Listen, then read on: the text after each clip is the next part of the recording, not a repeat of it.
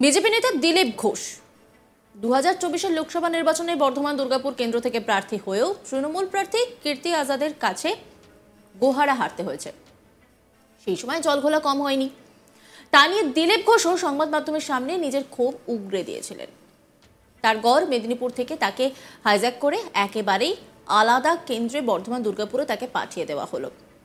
আর তাতে মুখ থুবড়ে পড়েন তিনি। তার বিরুদ্ধে ষড়যন্ত্রের তত্ত্ব খাড়া করেন। তবে সম্প্রতি একটা খবর সামনে উঠে আসছে, এবারে বিধানসভা উপনির্বাচনের ভোটে মেদিনীপুর কেন্দ্র থেকেই নাকি প্রার্থী করা হতে পারে দিলীপ ঘোষকে।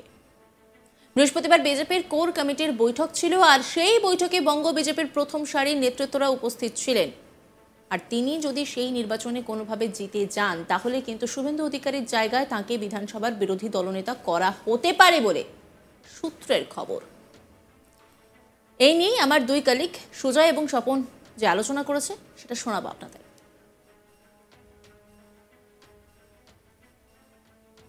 ছটি উপনির্বাচন, ছটি বিধানসভা কেন্দ্রের উপনির্বাচন হবে। এই ছটি বিধানসভা উপনির্বাচন কেন্দ্রগুলির মধ্যেও মেদিনীপুর লোকসভা যে বিধানসভা আসনটি সেটাতে উপনির্বাচন হবে। এবং যেটা জানা যাচ্ছে যে ইতিমধ্যেই কিন্তু একটা চর্চা শুরু হয়ে গিয়েছে। তো সেক্ষেত্রে যেটা দেখা যাচ্ছে যে এবং এই উপনির্বাচনগুলোর একটা দায়িত্বও কিন্তু একটা বন্টন ইতিমধ্যেই করেছেন বিজেপির কেন্দ্রীয় পর্যবেক্ষক যারা মঙ্গল পাণ্ডে সহ বিজেপির কোর টিম।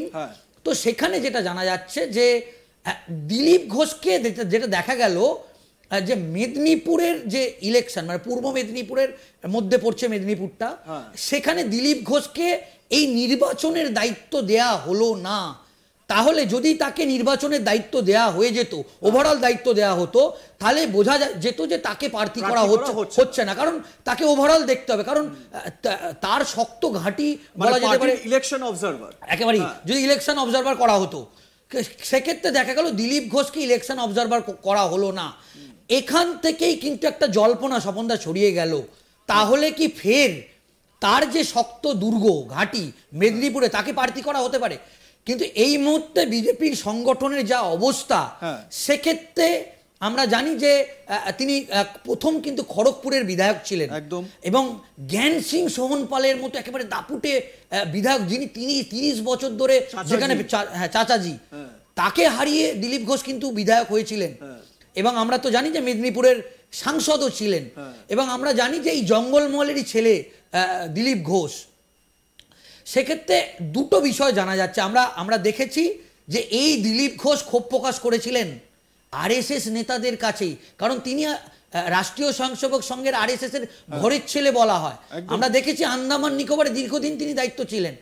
এবং এই মুহূর্তে দিলীপ ঘোষ বিধায়কও নেই, তিনি সাংসদও নেই, এমনকি বিজেপি সর্বভারতীয় সভাপতির পদেও নেই। দিলীপ ঘোষ আক্ষেপের সুরে বলেছিল যে যদি তাকে কাজে না লাগানো হয়, তাহলে তাকে ফের রাষ্ট্রীয় স্বয়ংসেবক কাজে বা আরএসএস এর কাজে ফিরিয়ে দেওয়া হোক। এমনকি তিনি বলেছেন প্রয়োজন হলে তিনি কালাপানি, তুমি যেটা বলছিলে একেবারে তাই, তিনি আন্দামানে চলে যেতে পারেন, ফের তিনি আরএসএস এর কাজ করবে। তো সেক্ষেত্রে একটা অংশ মনে করছে যে তাহলে কি দিলীপ ঘোষকে যে জায়গা থেকে সরিয়ে দেওয়া হয়েছিল, এবং আমরা দেখেছি যে তারপর তিনি হেরে যাবার পর তাকে তিনি কিরকমভাবে ক্ষোভ প্রকাশ করেছিলেন, তাহলে কি একটা সম্ভাবনা থেকে যাচ্ছে ফের কি তাকে তার জায়গায় ফিরিয়ে দেওয়া হতে পারে, তাহলে কি মেদিনীপুরে তাকে প্রার্থী করা হতে পারে। তবে বিজেপি সূত্রের খবর, এই মুহূর্তে বিজেপির সংগঠনের যা অবস্থা, এই মেদিনীপুর আসনটি জেতা বিজেপির কাছে একেবারে অগ্নি পরীক্ষা। দিলীপ ঘোষ, অবশ্যই দিলীপ ঘোষের এই যে আসনটায় নির্বাচন হচ্ছে, সেই এলাকায় দিলীপ ঘোষের কিন্তু সংগঠন আছে।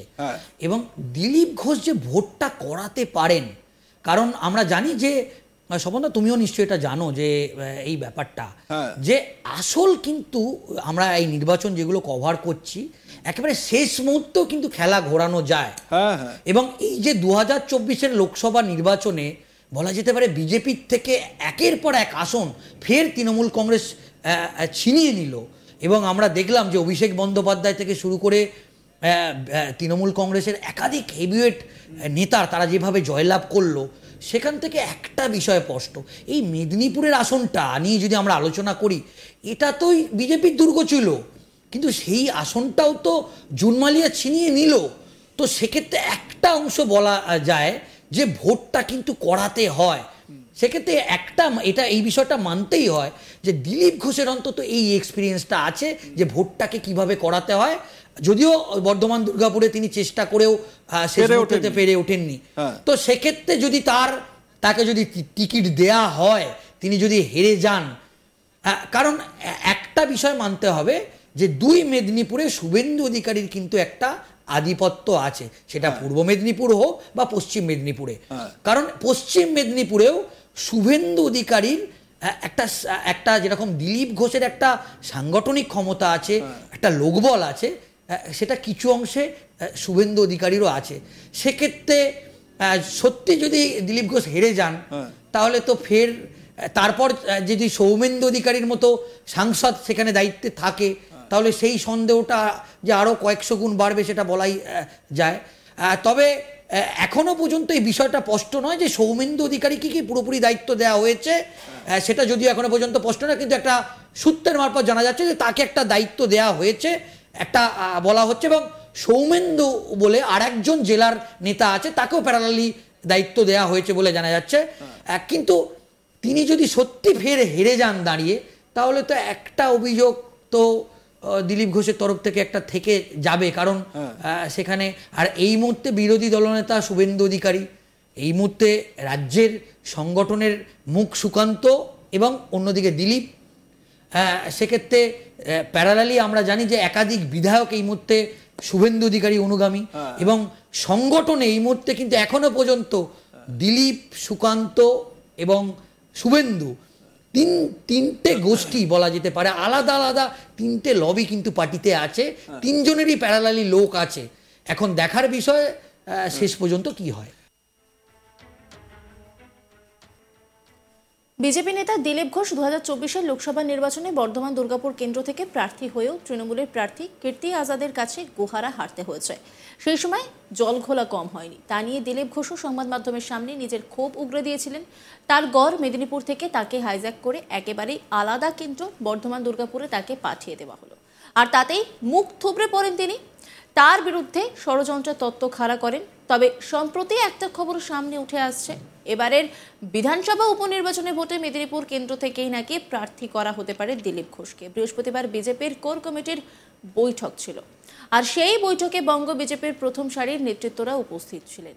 আর তিনি যদি সেই নির্বাচনে কোনোভাবে জিতে যান, তাহলে কিন্তু শুভেন্দু অধিকারীর জায়গায় তাকে বিধানসভার বিরোধী দলনেতা করা হতে পারে বলে সূত্রের খবর। নজর রাখুন আজ তাক বাংলার ইউটিউব স্ট্রিমিংয়ে।